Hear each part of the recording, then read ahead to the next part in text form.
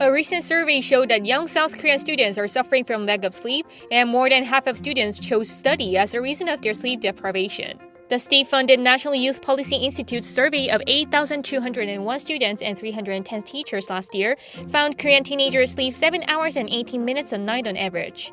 Especially high school students average 6 hours and 3 minutes, which is about an hour and 15 minutes less than the U.S. high school students' sleep amount, and Korean teenagers sleep an hour less on average than students in other OECD countries.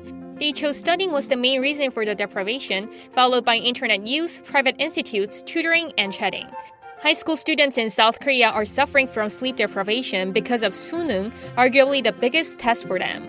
수능, an abbreviation for College Scholastic Ability Test in Korean, is an 8-hour marathon exam which not only decides the student's future college, but can also affect their job prospects, income, where they live, and even future relationships. Most of the students have to study for this once-in-a-lifetime exam, and the reasons behind their lack of sleep, including studying, going to private institutes, and tutoring, are all related to the exam.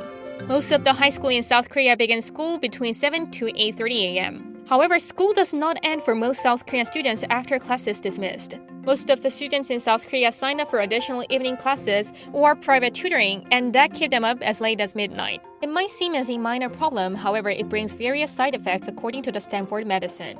It said, quote, sleep deprivation increases the likelihood teens will suffer myriad negative consequences, including an inability to concentrate, poor grades, drowsy driving incidents, anxiety, depression, thought of suicides, and even suicide attempts.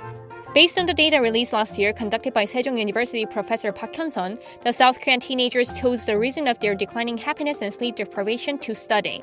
Students cited study burden as the top reason for not being happy, and 52.4% of the students said they were deprived.